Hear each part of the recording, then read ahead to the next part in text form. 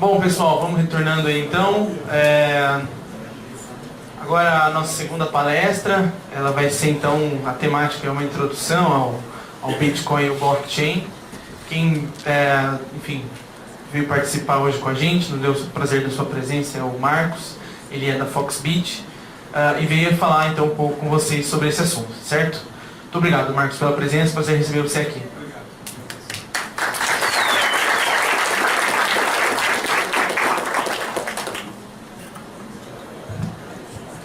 Boa tarde a todos. É um prazer estar aqui. É a primeira vez que eu venho palestrar na FEA, na USP de Ribeirão Preto como um todo. Muito obrigado pelo convite, agradeço aí ao pessoal do Instituto for Liberties. Hoje eu vou trazer uma palestra que é Conhecendo o Bitcoin e Blockchain. É uma palestra introdutória sobre os dois temas, então aqui eu faço algumas ressalvas. Primeiro ponto, a palestra não tem conteúdo técnico. Então, quem fala de mineração de Bitcoin, detalhes técnicos, feed rede, etc., não é hoje o dia de abordar isso. Também não tem um fundo econômico muito forte. Eu não foco em economia, não foco em jurídico, em contábil. É só realmente para igualar o conhecimento, no mínimo, para que todo mundo pelo menos saiba o básico de Bitcoin e de blockchain. Tá? E para quem já tem experiência com Bitcoin e blockchain, talvez perceba que eu faço uns arredondamentos didáticos. O que é isso? Tem algumas coisas que se eu for explicar muito a verdade do código vai ficar difícil o entendimento. Então me permito fazer uma adaptação para que todo mundo consiga entender no geral a ideia do protocolo, a ideia do sistema em si. Tá bom? Primeira pergunta, quem já tem Bitcoin na sala ou qualquer criptomoeda? Quem já tem alguma criptomoeda? Ok, bem pouquinho. Ok, então vamos lá. Vou começar aqui o cronômetro. Você quer fazer agora a foto ou depois? Será que está chegando mais gente? Acho que está chegando mais gente ainda. Depois eu vou pedir uma foto para vocês, que a gente está publicando no nosso blog, todos os eventos que eu estou fazendo. Eu estou fazendo praticamente todos os estudantes for Liberties do Brasil. Só uns 4 que eu não consegui ir. E aí a gente vai colocar no blog uma matéria sobre isso. Bom, primeira parte, eu trago sempre o conteúdo disponível. A partir de segunda-feira, essa URL vai estar disponível para vocês baixarem a apresentação. Quem quiser, tira a foto dessa URL curta e vocês vão ter acesso a um PDF com a apresentação completa. Tá? De novo, não está disponível agora, não subi ainda no servidor. A URL está falhando. A partir de segunda-feira ela vai estar funcional quando eu subir o arquivo. Outras URLs curtas estão durante a apresentação inteira, que são sempre conteúdos adicionais para vocês poderem aprofundar. Às vezes um vídeo, que não dá tempo de mostrar aqui, às vezes um paper mais técnico, às vezes alguma outra coisa que não dá tempo de mostrar, mas eu trago o conteúdo para quem tem interesse em pesquisar depois. Ok? Todo mundo queria tirar foto? Já foi? Legal. Então vamos lá. Primeiro eu tenho um pequeno jabá sobre a empresa, sobre o que é a Foxbit, o que a Foxbit faz, quem é a empresa, quem toca isso. Vou passar muito rapidinho na propaganda aqui da empresa. Então a Foxbit é uma intermediadora de bitcoins. Isso quer dizer que os bitcoins que estão na plataforma não são da empresa.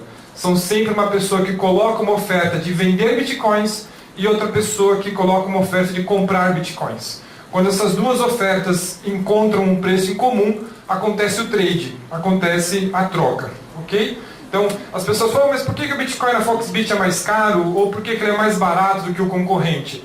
Não tem nada a ver com a gente. Ele é mais caro ou mais barato porque as pessoas estão negociando ao preço que elas escolhem. O preço do Bitcoin não é nós que colocamos. Olha o flick que eu falei. Brincadeira, hein? Viu? Não, deixa. Vê um outro. Vou trocar esse. Ele dá esse flick de vez em quando. Ok, a Foxbit foi fundada em dezembro de 2014. Tá? Então a gente tem pouco mais de 3 anos. Tivemos em julho do ano passado nosso recorde de market share. 53,40% do mercado nacional de Bitcoin foi nosso. No acumulado do ano de 2017 a gente ficou próximo de 43% no acumulado do ano. E quem faz a Foxbit? Como tudo isso começou?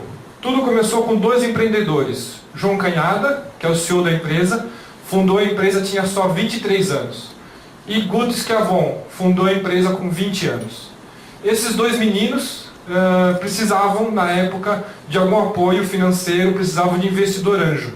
E aí eles fizeram um convite para muitas pessoas, pessoas que já eram da comunidade de Bitcoin no Brasil, e eles encontraram apoio no Felipe Trovão, que foi o primeiro investidor anjo dos caras. 15 dias depois eu entrei também como investidor anjo deles, e 1 ano e pouco depois entrou o Bernardo Faria. Então a empresa no começo eram 4 sócios, eu, o Trovão, o Guto e o Canhada. Depois de 1 ano entrou o Bernardo, e atualmente nós somos em 9 sócios.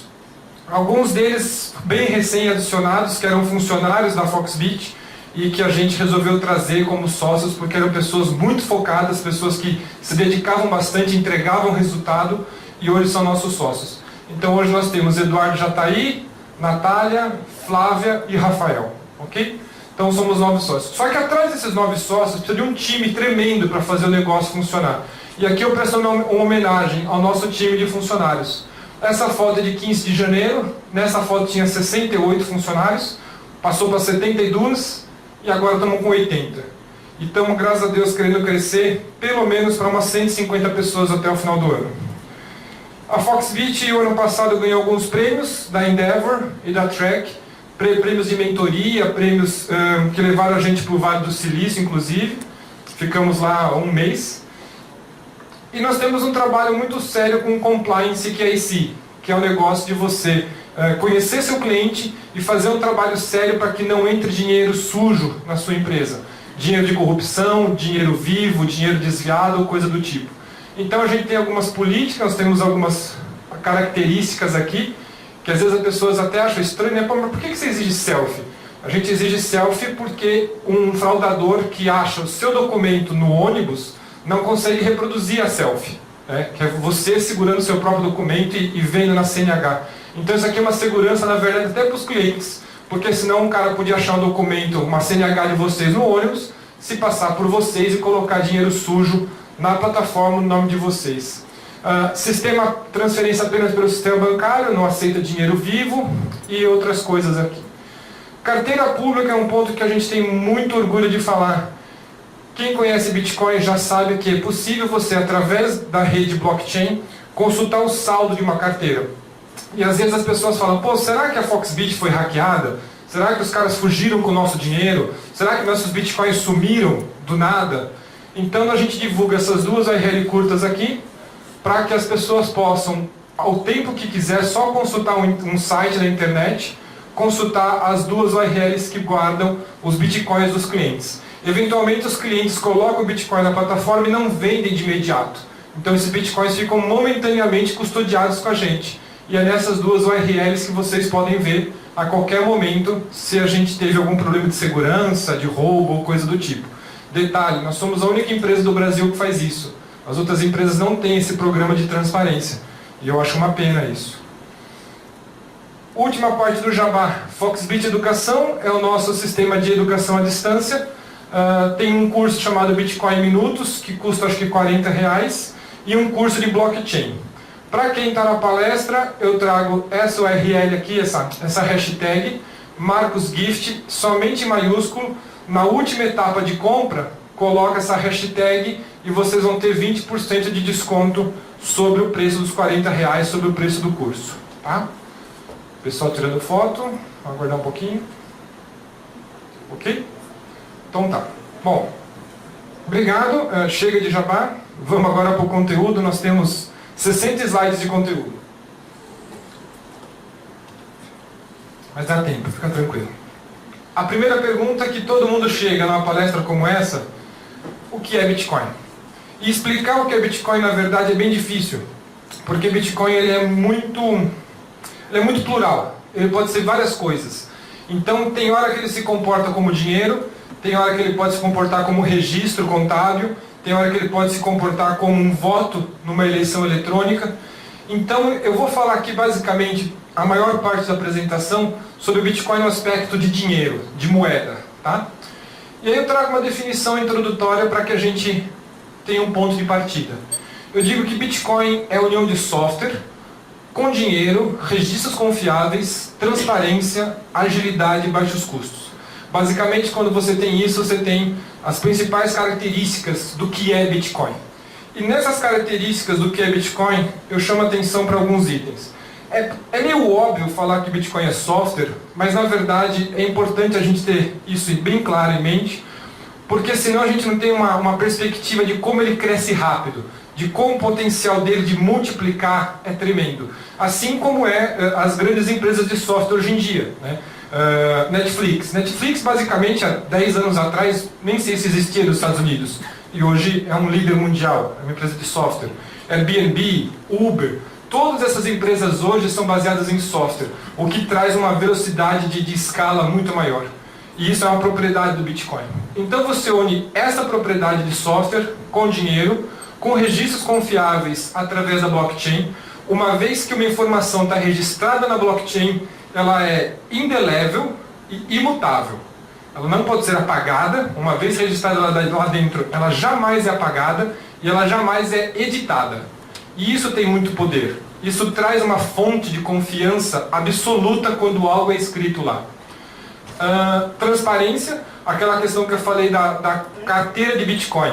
Vocês podem consultar a carteira de Bitcoin da Foxbit ou qualquer uma outra através da blockchain e ter total transparência. Agilidade. Uma transferência com Bitcoin chega em qualquer lugar do mundo hoje num prazo máximo de 2 horas. O prazo médio costuma ser meia hora a 1 hora, mas 2 horas é o prazo máximo. Então, se você está fazendo uma remessa internacional e você está acostumado a ter um prazo de 3 ou 4 dias, quando você conhece uma solução que faz a mesma transferência de recurso com 2 horas, você claramente já percebe que isso é uma vantagem para importadoras, para exportadoras, para as pessoas que estão trabalhando às vezes nos Estados Unidos, em Portugal, enfim, e precisam remeter recursos. É bem interessante a agilidade. Baixos custos. Uma transferência com Bitcoin atualmente, no ano passado ela chegou a ficar muito cara, perto de R$100, mas a tecnologia evoluiu bastante e uma transferência com Bitcoin atualmente não custa mais do que 50 centavos de real. Então você pode fazer uma transferência dentro do Brasil, em vez de pagar um TED de R$8, você paga uma transferência de Bitcoin de 50 centavos. Você pode fazer uma remessa internacional, em vez de pagar um wire transfer, ou receber uma remessa internacional, em vez de pagar um absurdo de tarifas, você vai pagar 50 centavos. É muito revolucionário, é muito interessante esses aspectos. Tá? Muito bem. Eu agora vou dar uma pausa, depois dessa introdução de o que é Bitcoin, de uma definição rasa, e agora eu vou fazer uma provocação com vocês. Porque a maioria das pessoas vem para uma palestra como essa com alguns preconceitos que a mídia coloca, que o vizinho coloca, que alguém já falou para vocês. Então meus próximos slides são um grupo de slides para falar o que não é Bitcoin. Porque quando a gente tirar da cabeça o que não é Bitcoin, a gente começa a perceber as verdades que tem naquilo. Então eu vou agora fazer essa provocação de brincar com o que não é Bitcoin.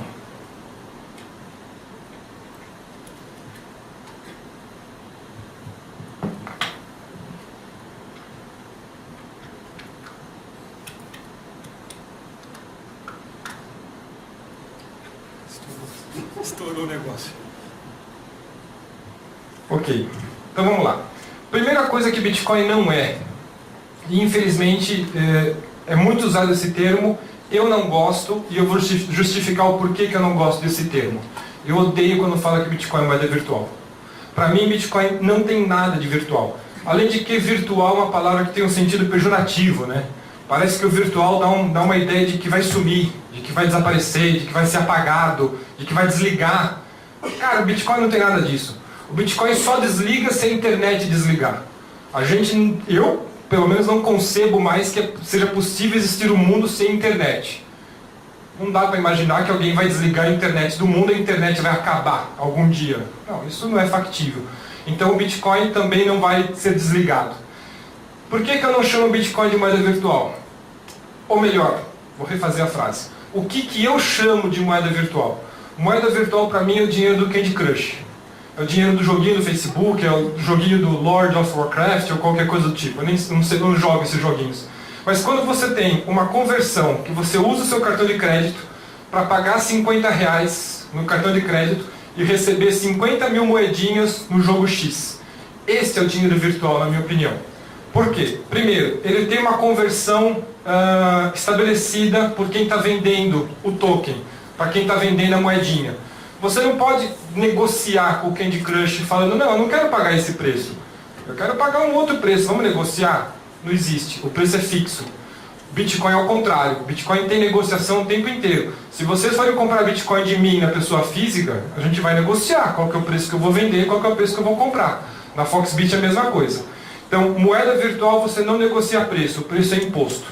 Segunda coisa, moeda virtual é centralizada. Existe um banco de dados, existe uma empresa, existe uma referência onde esse registro das 50 mil moedinhas do Candy Crush ou outro jogo vai ficar anotada, vai ficar gravada. Bitcoin não tem um banco de dados centralizado. Bitcoin não tem um CEO, Bitcoin não tem um administrador, nem um estagiário, nem um ponto único de falha onde um hacker possa atacar e editar a quantidade de moedinhas que você tem. E a gente sabe que isso é possível. É possível alguém invadir a conta do Candy Crush ou invadir o servidor do Facebook e realmente editar a quantidade de moedas que as pessoas têm. Fazer um hacking mesmo no banco de dados.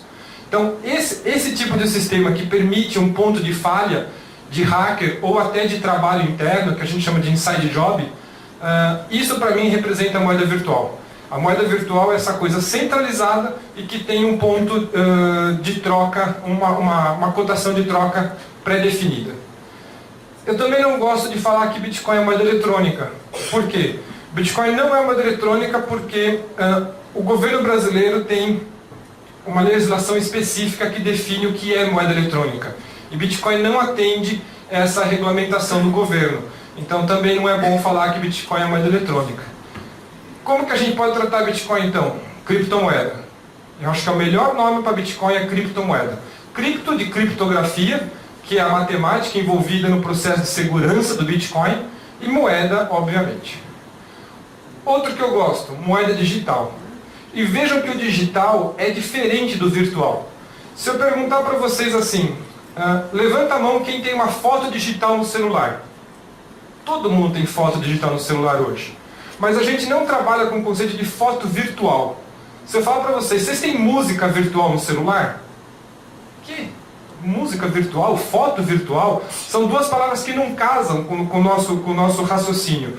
Então, eu vejo que digital tem uma pegada muito menos negativa do que o virtual e muito mais fácil da gente absorver na nossa cabeça. A gente absorve que a foto é digital, que a música é digital. Então vamos também tratar o Bitcoin como digital, ok? Mas coisa que o Bitcoin não é. Ele não é apenas moeda de jogo, como as pessoas às vezes pensam, e nem apenas dinheiro da internet. Eu vou mostrar para vocês no final da palestra um mapa que dá para ver comércios e serviços usando o Bitcoin para trocar seus produtos e serviços no dia a dia no mundo físico. Tá? O Bitcoin não é uma empresa, não é uma organização centralizada e nem é controlado por nenhum país, governo, banco, nada. Então, quando você entende que o Bitcoin ele é revolucionário a ponto de não ter uma emissão centralizada, você vê o valor de liberdade que aquilo te dá. Primeiro, ninguém é obrigado a usar Bitcoin. Você não é obrigado a usar Bitcoin. Ah, eu não gosto, eu não acredito, acho que isso não vai dar em nada. Ok, não precisa usar. Mas se você tentar viver sem usar real aqui no Brasil, cara, você vai se dar muito mal. No Brasil, eventualmente, você é obrigado a prestar os seus serviços e os seus produtos por Bitcoin. Tá até em lei isso. Não, por real. Obrigado. Obrigado. No Brasil, você é obrigado a prestar seus produtos e serviços por real. Agora, isso já vem do governo, esse tipo de coisa. Ok. O Bitcoin ele também não é... Ninguém é dono da tecnologia do Bitcoin. A tecnologia do Bitcoin ela é totalmente distribuída, totalmente descentralizada. Nem o próprio pseudo-criador Satoshi Nakamoto é dono. Ou seja, ele não tem uma patente para falar, ah, eu criei o Bitcoin, essa patente é minha, agora vocês têm que... Não existe patente do Bitcoin.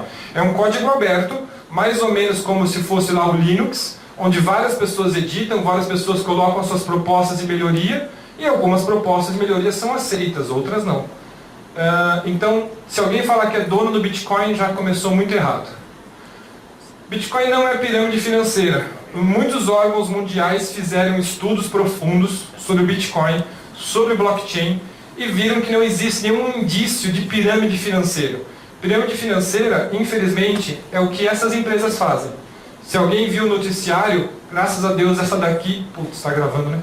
Essa daqui caiu ontem, ou segunda-feira. E essa empresa aqui era uma grande golpista no Brasil, com sede lá em Mato Grosso, chamada MinerWorld, fazia mineração de Bitcoin na nuvem e estão presos. Desde segunda-feira, bateram lá uma força-tarefa, foram para o Mato Grosso, prenderam não sei quanto.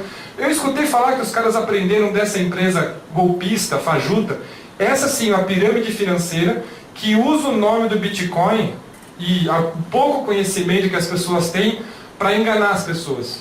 Enfim, dizem que aprenderam mais de 30 milhões de reais ontem com esses caras aqui. E aí tem D9, CryptoCoin e tem outras. Qual que é o meu ponto aqui? O Bitcoin em si ele não é pirâmide financeira, ele não é golpe, ele já foi provado e estudado até pelo Banco Mundial. Mas essas empresas, ou outras que existem pelo mundo, falando o seguinte, olha, investe aqui na minha empresa, vem minerar Bitcoin na nuvem, eu te garanto, essa começa a ser a palavra ruim, eu te garanto retorno de 100% ao longo de 12 meses. Você vai colocar aqui 10 mil reais, em 12 meses você tem 20 mil reais. Esquece, o Bitcoin é investimento de risco. O Bitcoin não é investimento garantido. O Bitcoin é um investimento agressivo, que deve ser feito com sabedoria financeira. Mas essas empresas que estão nessa lista aqui, tem muitas internacionais, falam que Bitcoin é fácil de ganhar, que é garantido e não sei o quê. Qual que é o meu ponto?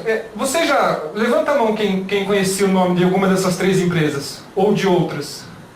Ninguém conhecia? 1, 2, 3, tem pessoas que conheciam. Essas empresas, ou todas as outras que agem do mesmo jeito, tem basicamente 2 modelos que eu vou pedir para vocês entenderem. Para não ficar preso no nome, vocês têm que entender o funcionamento de uma empresa golpista. Primeiro, ela fala o seguinte, você tem que escolher um pacote para você entrar. Você quer o pacote A, o pacote B ou o pacote C? Ela coloca preço nos pacotes. Bitcoin não exige que você invista por pacote. Isso não existe no Bitcoin.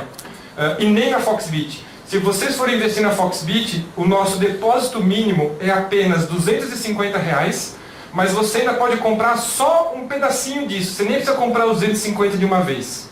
Então é diferente. As empresas golpistas falam para você investir no pacote A, no pacote B, no pacote C, te prometem lucro garantido e, segundo sintoma, quase todas elas incentivam que você traga novos membros. Pô, que bom que você entrou, cara. Agora traz seu vizinho, traz seu primo, traz seu tio, traz seu amigo, porque para cada um que você trouxer, você vai ganhar 20% de comissão. É aí que está a pirâmide. A pirâmide financeira está na empresa, não está no Bitcoin em si. Então eu queria deixar esse alerta muito claro para vocês, para que vocês avisem seus amigos, seus parentes e não caiam nesse tipo de empresa golpista, tá bom? Outra coisa que o Bitcoin não é ilegal no Brasil.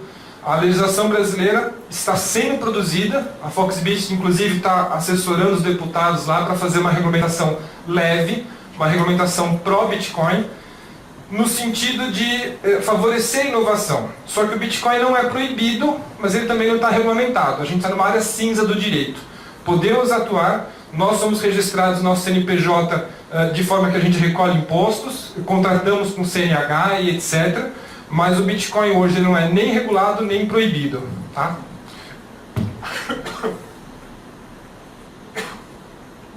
Uma parte interessante que o Bitcoin não é ilegal no Brasil é que a Receita Federal, inclusive, exige que se declare Bitcoin.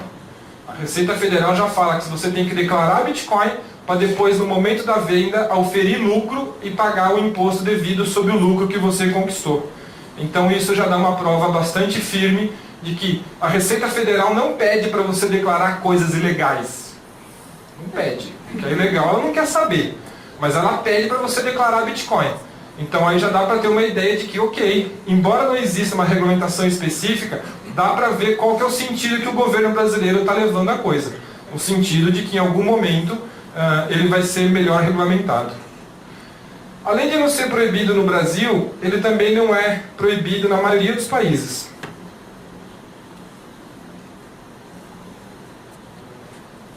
Aqui tem uma lista da Wikipedia com quais países são mais pró-Bitcoin do que outros.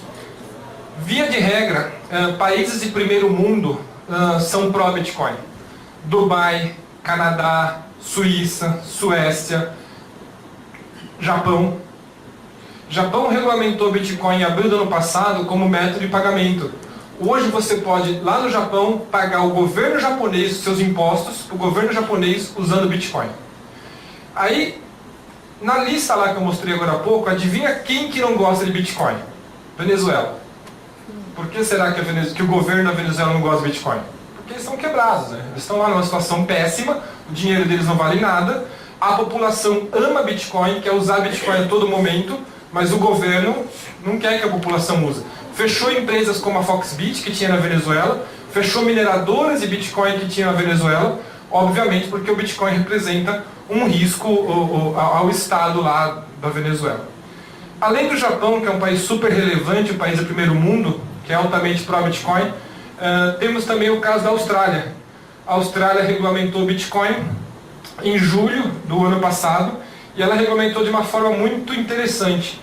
A Austrália reconheceu o Bitcoin como dinheiro e protegeu os negócios... Opa! Ele volta. Cadê o cara da foto? E protegeu os negócios de Bitcoin sem taxas. Não foi criado um imposto adicional para as empresas que atuam com Bitcoin. Entendeu? Isso foi bem legal da Austrália. Só para concluir um pouquinho, o que Bitcoin também não é totalmente anônimo. As pessoas têm essa falácia de achar que o Bitcoin é 100% anônimo, que o Bitcoin é extremamente usado na Deep Web, coisa do tipo. Não, o Bitcoin ele tem uma camada de privacidade.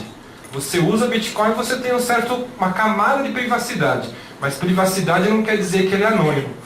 Existem outras moedas querendo ser 100% anônimas, mas na verdade é um desafio técnico você ser 100% anônimo. Em TI é muito difícil você falar 100% anônimo. Aqui é um paper, se tiver alguém mais técnico que quiser ler um paper sobre a anonimidade do Bitcoin, está falando de um projeto chamado Dandelion, que está querendo colocar o Bitcoin de uma forma mais anônima, mas isso aqui não foi implementado ainda. Tá? Outra coisa, Bitcoin é altamente rastreável. A gente consegue ver as transações através da blockchain indo da carteira A para a carteira B, da carteira B para a carteira C e coisa do tipo.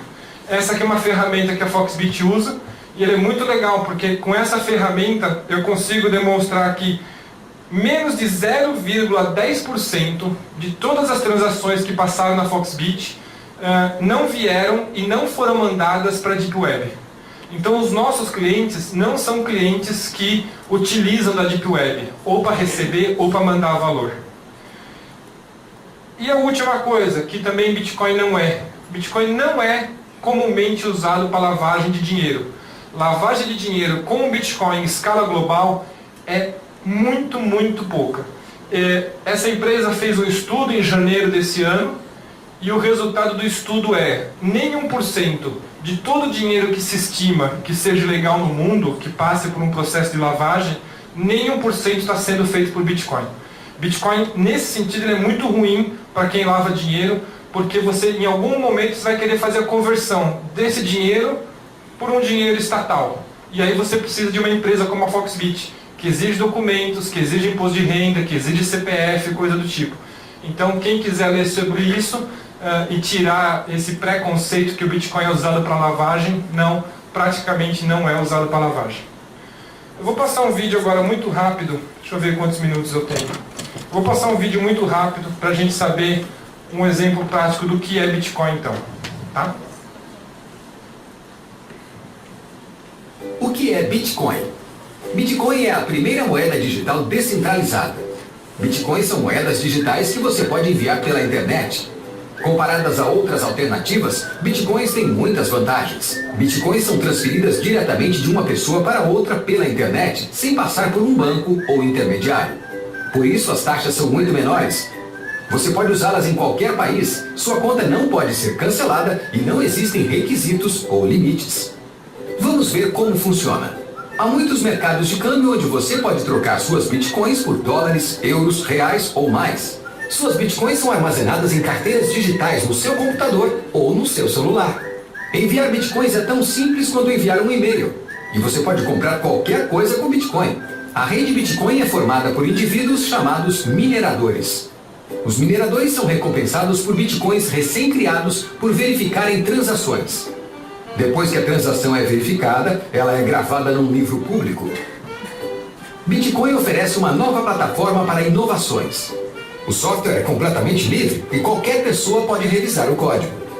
Bitcoin está mudando as finanças, da mesma forma que a internet mudou a imprensa. Quando todos têm acesso a um mercado global, grandes ideias surgem.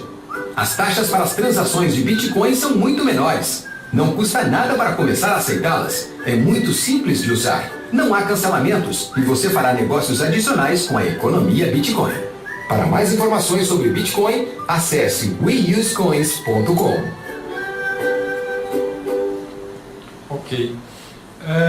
Muito rapidamente agora eu vou evoluir um pouco a explicação do que é Bitcoin e depois eu vou abrir para uma rápida rodada de perguntas antes de eu focar em blockchain, tá? Então, vamos agora entender, evoluindo o raciocínio, de que Bitcoin ele é um token digital, um coringa. Por que eu falo que coringa e de token? O coringa no baralho, ele é a carta que tem múltiplas funções. Você pode usar o coringa conforme você precisa num jogo de baralho.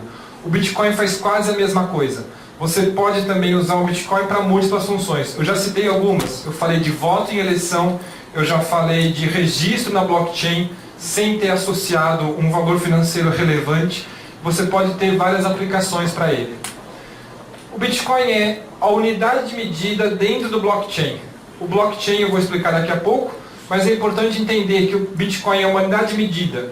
Ele vai existir no futuro, quando terminar a emissão. Vão existir no máximo 21 milhões de unidades de Bitcoin. 21 milhões, dessas 21 milhões, 17 milhões já estão em circulação. Tem aí uma diferença para ser produzida ainda. Mas além das 21 milhões de unidades inteiras, o Bitcoin também tem 8 casas decimais. Então você tem 21 milhões, 8 casas decimais. Ele é altamente fracionável, tá? O Bitcoin é essa moeda descentralizada que pode ser convertida em mais de 62 moedas estatais. Isso é muito legal, porque se vocês pegarem reais, pega 5, 10 mil reais no bolso, vai para qualquer país que vocês quiserem e tenta comprar um notebook com notas de real, para ver se o comerciante aceita. Não vai aceitar. Ele vai querer que você troque primeiro para a moeda local, para depois vender o notebook para você. E o Bitcoin mata isso. O Bitcoin está se tornando cada vez mais uma moeda verdadeiramente global. O Bitcoin permite valores transferidos sem intermediários. Isso é uma coisa que eu realmente amo no Bitcoin. Porque a gente esqueceu como é importante ser dono verdadeiramente do nosso dinheiro. A gente esqueceu que, o meu dinheiro está no banco, e esse dinheiro que está no banco eu tenho que ficar pedindo por favor para o banco quando eu quero usar ele. Tenta você chegar no banco e falar assim para o gerente, eu vim aqui no banco e eu vou sacar 300 mil reais da minha conta. Eu tenho certeza que o banco vai perguntar para você, por que você vai sacar o dinheiro, cara? Deixa aqui mais um pouquinho comigo, seu dinheiro aqui comigo melhora meu bônus no final do mês, melhora minha comissão no final do mês. Tira seu dinheiro não, cara. Porque o banco quer que você deixe o dinheiro lá. E o Bitcoin não precisa mais desse intermediário. A partir do momento que você compra Bitcoin, que você tem Bitcoins na sua carteira de verdade, você não precisa mais pedir amém para ninguém. Mas eu vou comprar um carro. Compra o carro, cara. O Bitcoin é seu. Você não tem que pedir por favor se você pode usar o dinheiro ou não. Ou se você vai resgatar a aplicação do banco, o banco fala assim, ok, você vai resgatar a sua aplicação, dê mais 2 para você ter direito ao seu dinheiro na conta corrente. Oi? O dinheiro não era meu? Mas o banco usou o seu dinheiro para emprestar para um outro cara. E agora quando você precisa de volta, ele pede D mais 2, D mais 3, D mais 4. Você não consegue comprar o carro naquele dia do resgate da aplicação. Então é interessante a gente ver o valor que existe ou não ter mais intermediários lidando com o nosso dinheiro. O Bitcoin pode ter valor em si próprio ou representar qualquer outro bem. é um pouco do que eu já repeti. A questão do Bitcoin pode representar, por exemplo, uma ação de uma empresa. Tá? Bom, pessoal, agora vamos fazer a foto e depois eu abro para o... Onde você acha melhor? No meio? E depois eu abro para uma rodada de perguntas. Pega o microfone de perguntas. Você está aqui do lado do Joel. Vou fazer uma foto aqui. Ó, Joel.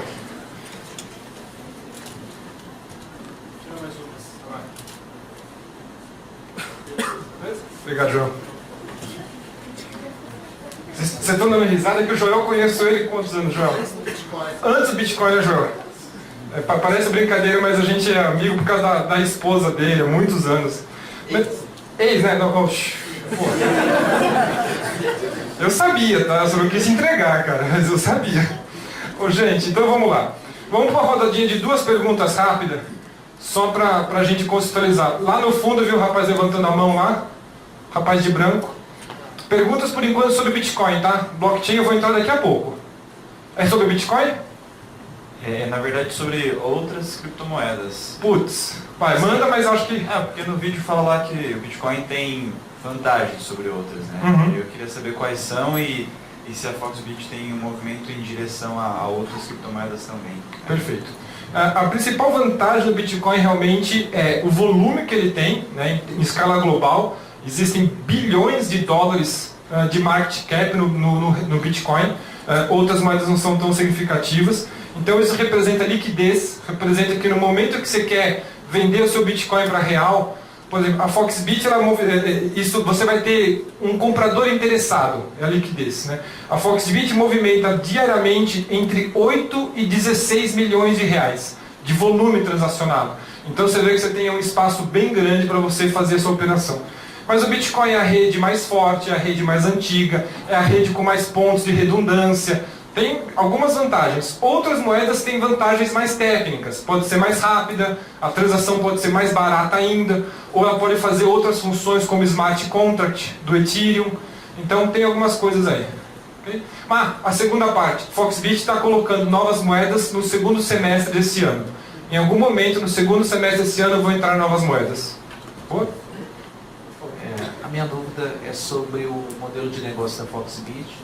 Que hoje em dia, se eu quero comprar Bitcoin, é difícil encontrar alguém que tenha para comprar diretamente. Aí eu tenho uma demanda grande por recorrer ao Foxbit. Mas suponha que no futuro um bocado de gente tem, o colega do lado tem Bitcoin, se quiser comprar, eu compro dele. Como é que fica o Foxbit nesse cenário? Ok. Primeiro que eu acho realmente que esse cenário vai demorar, né? Esse cenário onde pessoas começam a transacionar mais entre si, eu acho que isso ainda, digamos, a Foxbit vai ter, na minha visão, uma oportunidade de atuar por alguns anos ainda. Mas, graças a Deus, a gente também já está partindo para outros modelos de negócio dentro do mercado de fintech. Então, em breve, talvez a gente tenha outros produtos com a marca Foxbit, que não apenas a conversão para Bitcoin. Ok? Tinha pergunta aqui, ali? Vai lá. Bom, dá para ouvir aqui, né? Dá para ouvir. Pode parecer uma pergunta extremamente leiga, mas como você estava mencionando que o máximo de bitcoins que vão existir são 21 milhões. Ok, né? sim. E ainda estão em emissão. Sim. Gostaria de saber, já que a Bitcoin é uma moeda descentralizada, como que funciona a emissão de novas bitcoins? Tá bom. A pergunta, na verdade, é bem relevante, bem interessante. Ele está perguntando o seguinte: o máximo de bitcoins que vão existir são 21 milhões. Desses 21 milhões, 17 milhões estão em circulação. A diferença vai ser produzida de forma muito programada, já definida no protocolo, que é 10 bitcoins, 12,5 bitcoins a cada 10 minutos. 12,5 bitcoins a cada 10 minutos. Na taxa atual de produção. Daqui a 2 anos, em 2020, essa taxa atual vai ser cortada no meio. Aí vai ser 6 bitcoins, 25 centavos de bitcoin a cada 10 minutos. Então, isso é super legal que você está perguntando, porque isso dá uma ideia de que a inflação das unidades de Bitcoin, ela é altamente previsível, ela já está programada. E se você perguntar para qualquer um, ou nessa sala, ou até fora daqui, quantos trilhões de dólares a inflação americana vai ter e emitir nos próximos 20, 30 anos? Quantos dólares vão existir nos próximos 20 ou 30 anos? Qual vai ser a inflação da economia americana ou da brasileira? Ninguém tem uma vaga ideia disso. Em 20, 30 anos o cenário é tão longínquo que ninguém consegue entender quanta inflação os governos vão imprimir e vão injetar na economia. Isso quer dizer... No meu tem 20 ainda no meu. No meu marcador tem 20. Aí isso quer dizer o quê? Que a inflação do Bitcoin ela é previsível, no sentido de que você pode saber que vai ter X Bitcoins daqui a 20 anos. Ponto. Então isso é bem interessante. Pessoal, deixa eu tocar aqui, falar um pouquinho sobre blockchain para vocês, antes que o meu tempo acabe. Blockchain é o protocolo que rege as regras do Bitcoin. Como se transfere, como se recebe, o que eu preciso fazer para conseguir uma transferência ser bem feita. Você tem que seguir algumas regras de informática. Isso é um protocolo de computação. Ao mesmo tempo, ele é um banco de dados público e descentralizado. Esse banco de dados que permite você fazer consultas quando você quiser saber, por exemplo, se a Foxbit foi hackeada. Ou se o posto de saúde que recebeu X Bitcoins para fazer o seu trabalho, se ele não está desviando isso para uma outra causa. Tudo isso dá para saber através disso. É a rede de pagamentos que permite transferências de baixo custo. Ela é altamente segura e semi-anônima. Ela é altamente segura, primeiro, porque tem muita criptografia, muita matemática protegendo as transações. E também é segura por causa da descentralização, que eu vou mostrar daqui a pouco.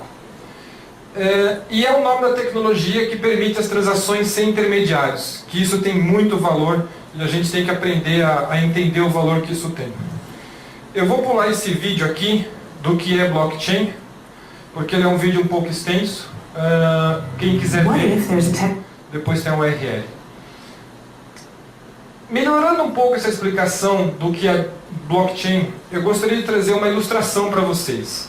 Blockchain, ele é um conjunto de regras que governa como a comunicação é feita entre computadores. E o exemplo que eu trago é o exemplo lúdico, ilustrativo, de um livro-razão distribuído.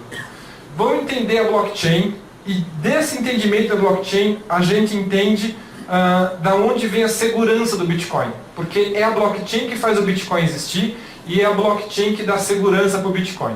De que forma? Livro-razão distribuído. Primeiro, não sei se todo mundo entende o que é um livro-razão. Livro-razão nada mais é do que uma caderneta de anotações, onde você faz apontamento de valores, de entrada, de saída, ou coisa do tipo.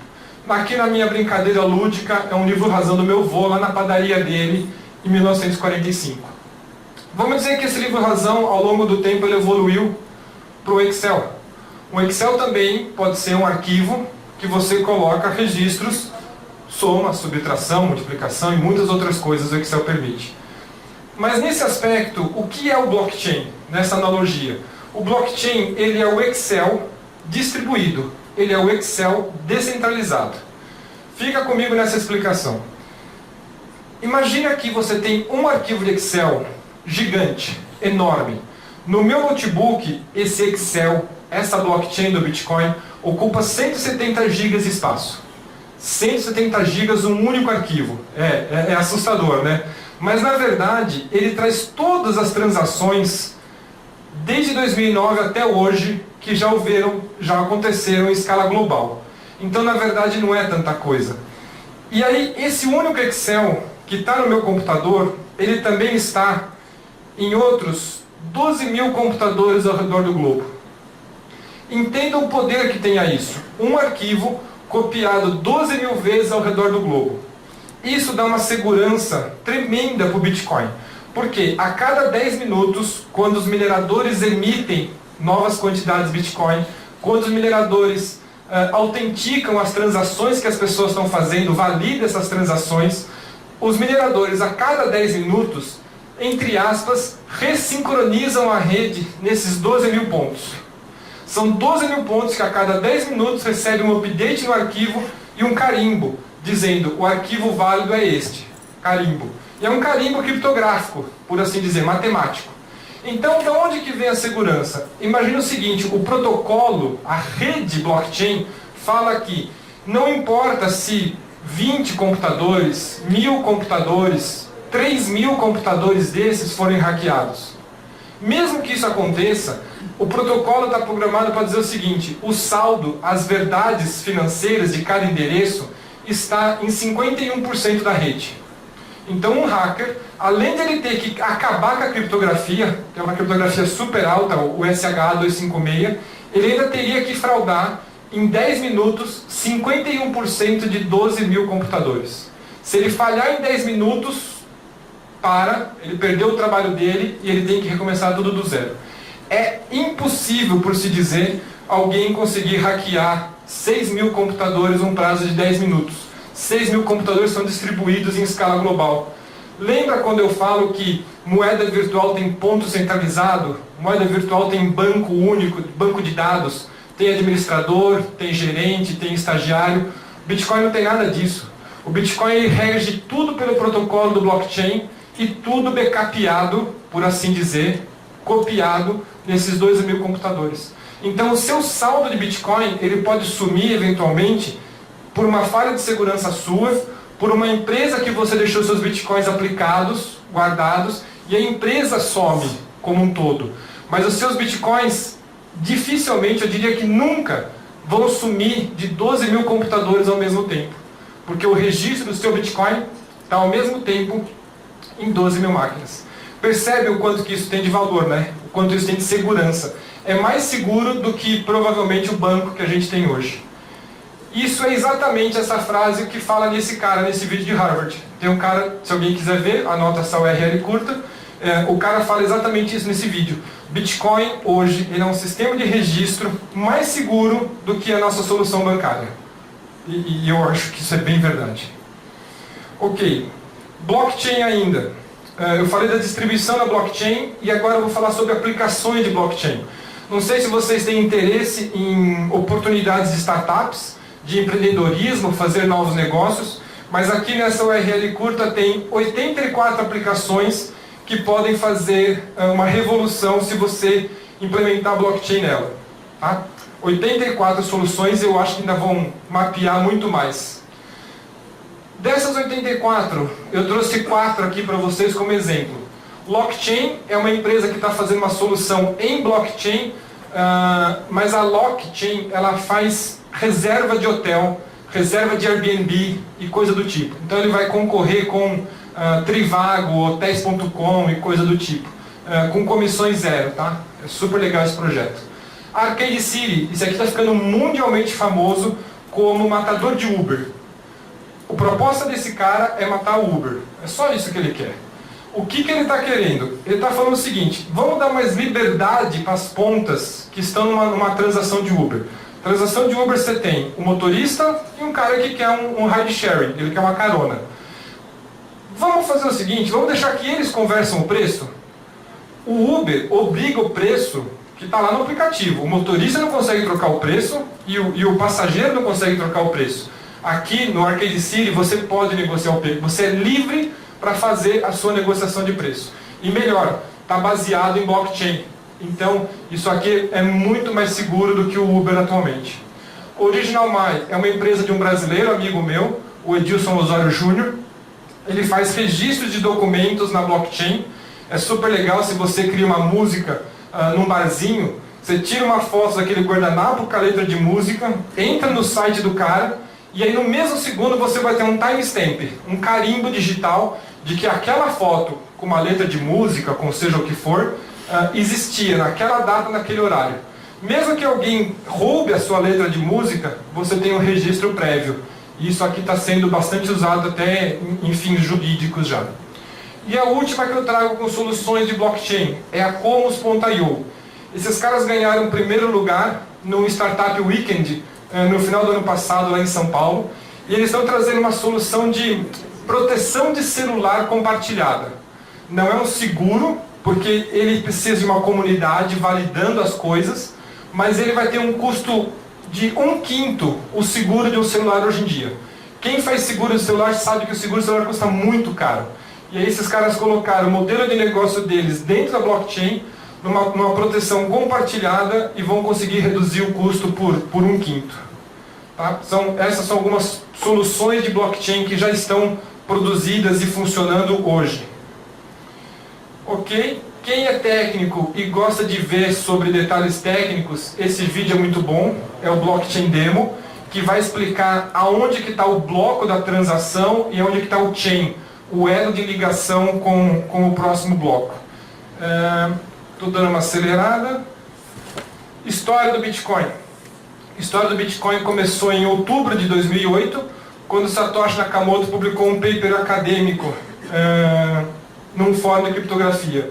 Esse paper ficou sob revisão durante alguns meses, até que em janeiro de 2009 ele liberou a primeira versão do software.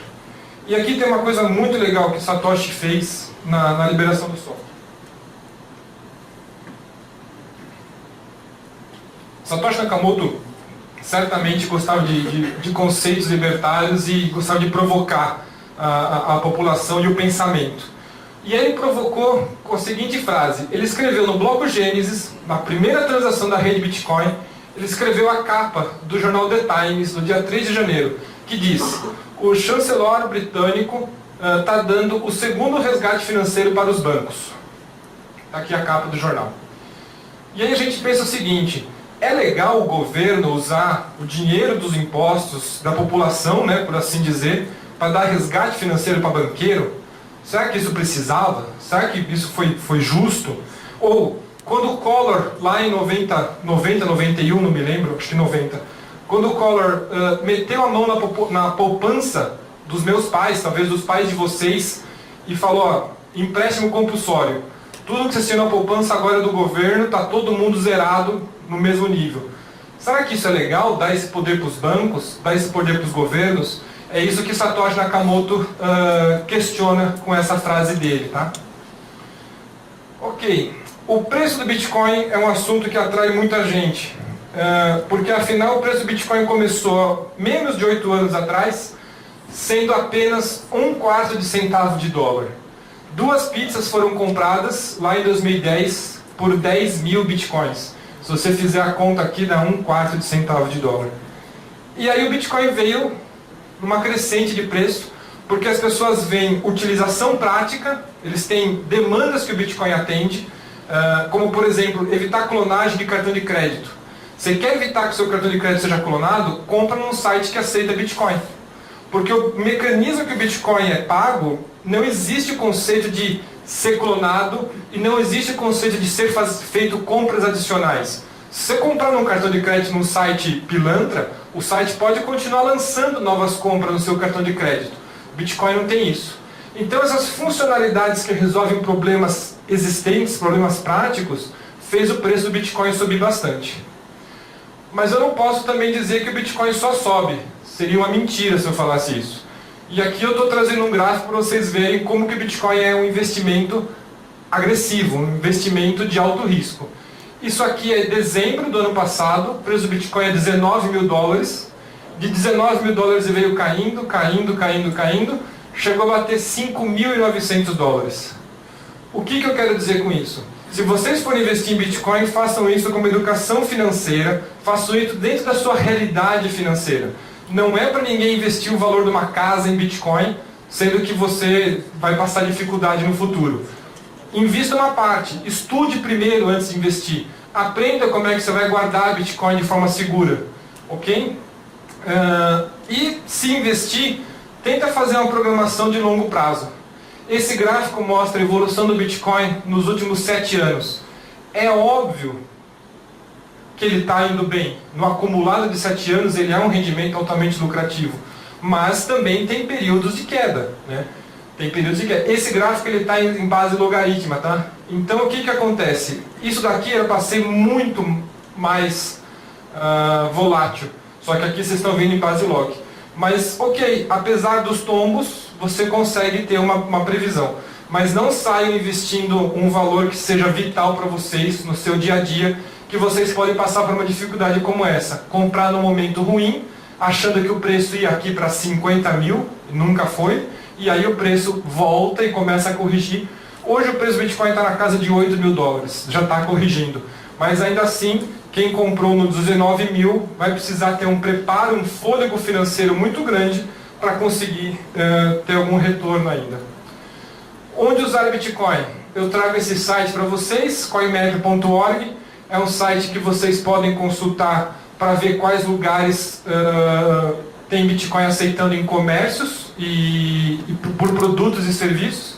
Essa foto eu tirei hoje e eu fiquei um pouco triste, eu confesso, porque Ribeirão Preto tem um cara aceitando Bitcoin.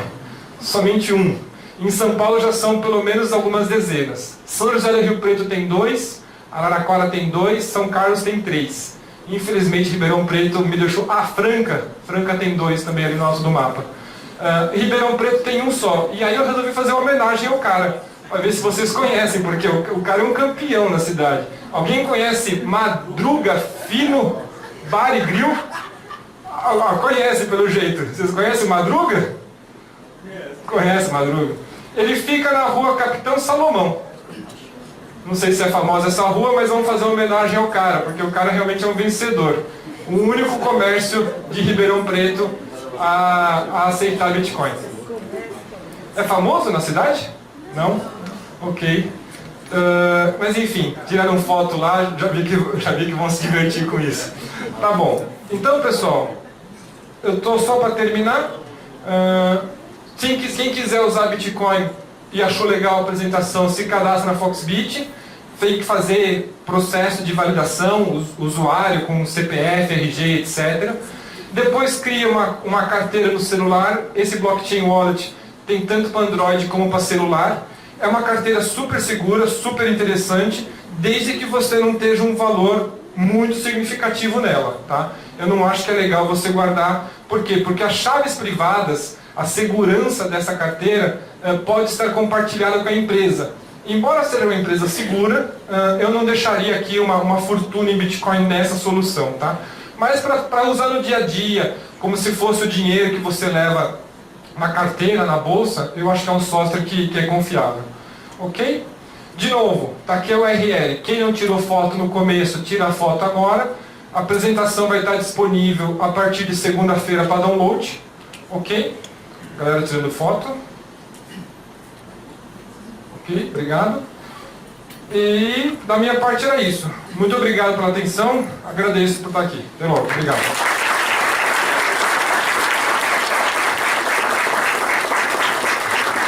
Queria agradecer ao Marcos pela bela exposição, foi muito interessante. A gente tem aqui, o nosso horário está bastante corrido, mas eu vou aqui abrir para, enfim, 2 perguntas. Se alguém tiver, só levanta a mão que o Bruno...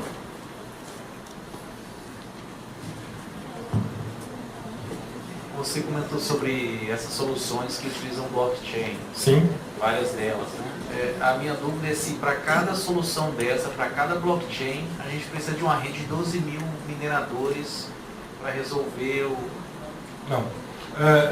Essa rede de 12 mil é a maior, é a mais segura, é a mais robusta de todas as criptomoedas que existem, que é a rede do Bitcoin. Outras moedas têm outras redes e também já existe até o conceito de blockchain compartilhada. O Ethereum, por exemplo, ele é uma rede, ele é uma blockchain chamada Ethereum, mas existem talvez milhares de moedas que usam esta blockchain para ser a sua autenticação.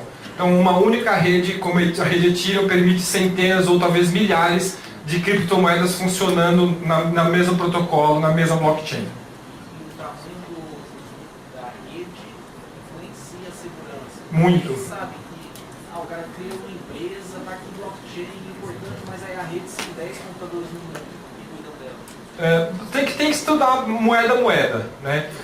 Basicamente, eu diria que das 20, 30 mais relevantes moedas que existem no mundo, todas elas são seguras.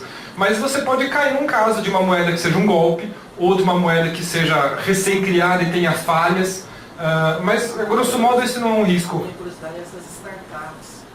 Como é que eu sei que aquela blockchain que elas estão usando é confiável? Agora eu entendi a pergunta. Elas não usam blockchains próprias. Por exemplo, a Original Mine começou usando blockchain do Bitcoin, depois ela passou para a blockchain da Decred, agora acho que está em Dash.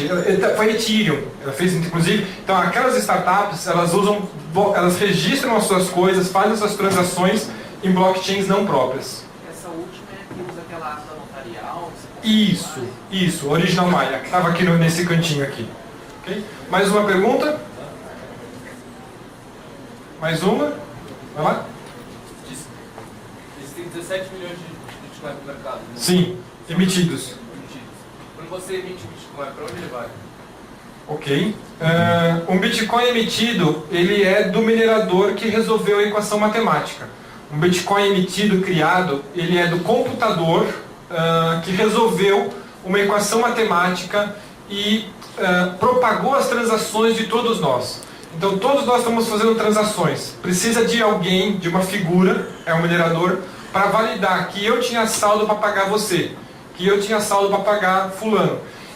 Esta figura, esse validador, é o minerador de Bitcoin. Então ele presta um serviço para a rede, validando transações, resolvendo uma equação matemática, e quando ele tem sucesso nessa equação matemática, aí ele ganha a recompensa dos Bitcoins. Então esses Bitcoins emitidos, produzidos, vão para o endereço que o minerador controla. O endereço de Bitcoin que o minerador controla. Tá, e uma vez que eu chegar nesses 21 milhões, o minerador não vai ganhar nada? Não, vai sim. A progressão da inflação dos Bitcoins dos 17 até os 21, ela é prevista para terminar em 2140.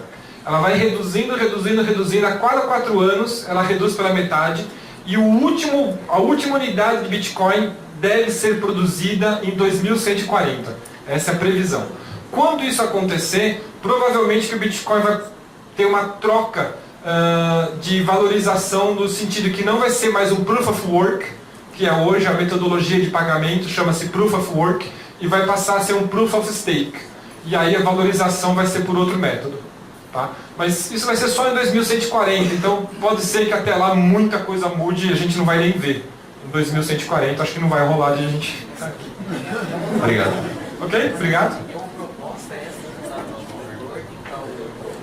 É uma proposta para Bitcoin. Sim. Mas isso é 2140. Ninguém pensa em mudar para Proof of Stake antes de 2140. Okay? Bom, gente, obrigado de novo, foi um prazer. Viu? Vou ficar lá fora, se alguém quiser fazer pergunta, estou lá fora. Obrigado. Obrigado, Marcos, pela presença. Prazer ter recebido você, o pessoal da Foxbit, aqui na nossa conferência.